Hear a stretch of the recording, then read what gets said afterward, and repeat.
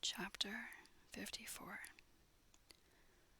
As soon as they were gone, Elizabeth walked out to recover her spirits, or in other words, to dwell without interruption on those subjects which must deaden them more. Mr. Darcy's behaviour astonished and vexed her. Why, if he came only to be silent, grave, and indifferent, said she, did he come at all? She could settle it in no way that gave her pleasure. He could still be amiable, still pleasing to my uncle and aunt, when he was in town, and why not to me? If he fears me, why come hither? If he no longer cares for me, why silent? Teasing man. Her resolution was for a short time involuntarily capped by the approach of her sister with a cheerful look, which showed her better satisfaction with their visitors than Elizabeth. Now, said she, that's perfectly easy. I know my own strength, and I shall never be embarrassed again by his coming. I am glad he dines here on Tuesday, that on both sides we meet only as common and indifferent acquaintance. Yes, very indifferent indeed, said Elizabeth laughingly. Oh, Jane, take care. My dear Lizzie, you cannot think me so weak as to be in danger now. I think you are in very great danger of making him as much in love with you as ever. They did not see the gentleman again till Tuesday, and Miss Bennet, in the meanwhile, was giving way to all the happy schemes which the good humour and common politeness of Bingley, in half an hour's visit, had revived. On Tuesday there was a large party assembled at Longbourn, and the two who were most anxiously expected, to the credit of their punctuality as sportsmen, were in very good time.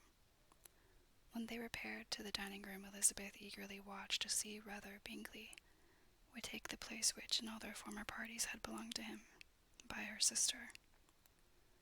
Her prudent mother, occupied by the same ideas, forbore to invite him to sit by herself. On entering the room he seemed to hesitate, but Jane happened to look round and happened to smile. It was decided. He placed himself by her. Elizabeth, with a triumphant sensation, looked towards his friend.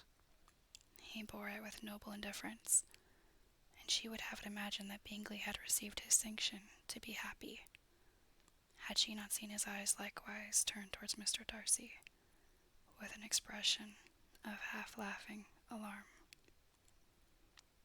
His behaviour to her sister was such during dinner time as showed an admiration of her, which, though more guarded than formerly, persuaded Elizabeth that if left wholly to himself, Jane's happiness, and his own, would be speedily secured. Though she dared not depend upon the consequence, she yet received pleasure from observing his behaviour. It gave her all the animation that her spirits could boast, for she was in no cheerful humour. Mr. Darcy was almost as far from her as the table could divide them. He was on one side of her mother. She knew how little such a situation would give pleasure to either, or make either appear to advantage. She was not near enough to hear any of their discourse, but she could see how seldom they spoke to each other, and how formal and cold was their manner whenever they did.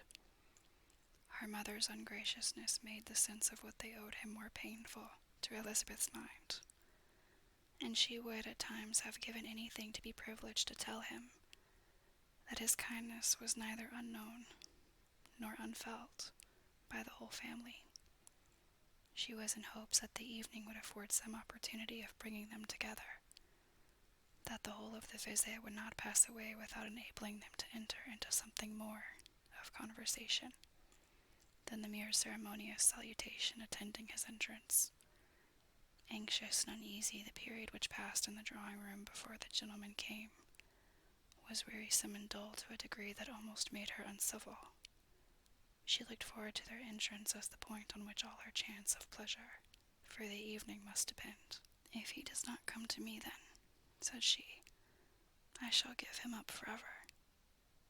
The gentleman came, and she thought he looked as if he would have answered her hopes, but alas, the ladies had crowded round the table, where Miss Bennet was making tea, and Elizabeth pouring out the coffee in so close a confederacy that there was not a single vacancy near her which would admit of a chair.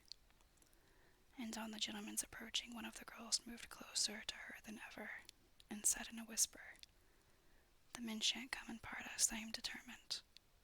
We want none of them, do we?"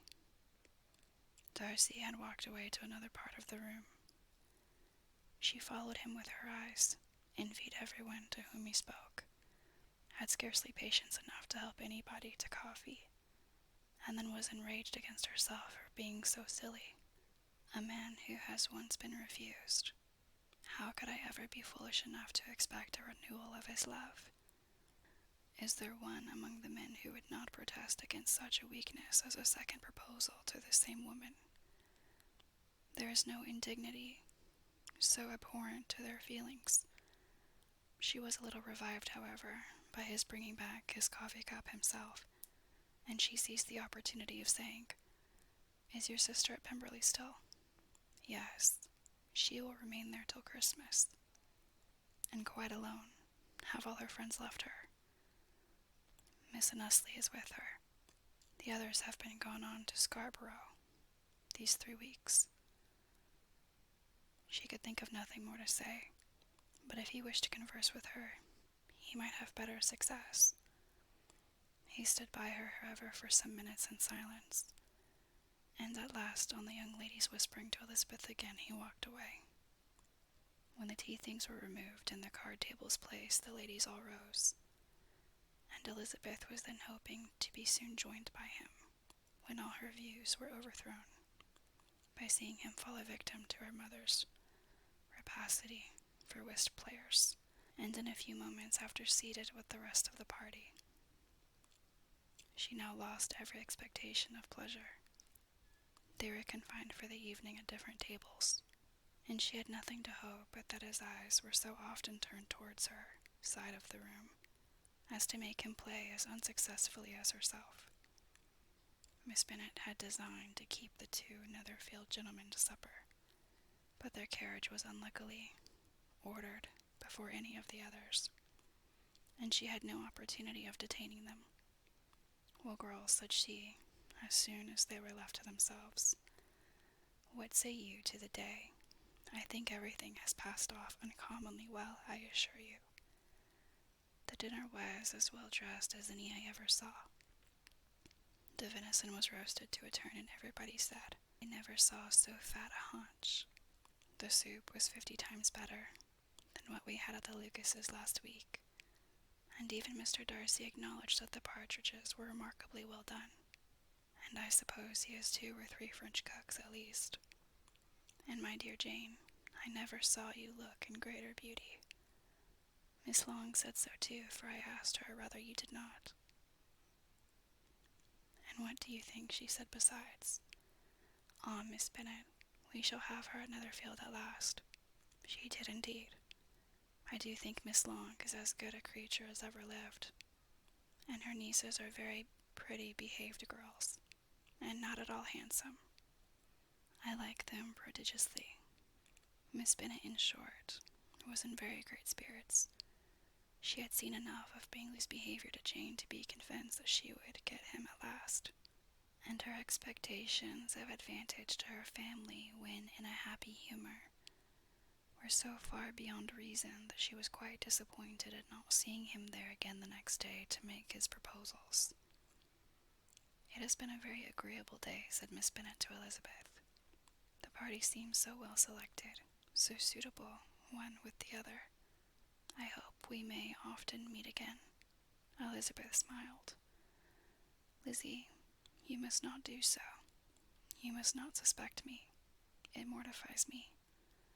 I assure you that I have now learned to enjoy his conversation as an agreeable and sensible young man without having a wish beyond it. I am perfectly satisfied, from what his manners now are, that he never had any design of engaging my affection. It is only that he is blessed with greater sweetness of address and a stronger desire of generally pleasing than any other man." "You are very cruel," said her sister. "You will not let me smile, and are provoking me to it every moment. how hard it is in some cases to be believed, and how impossible in others. But why should you wish to persuade me that I feel more than I acknowledge? That is a question which I hardly know how to answer.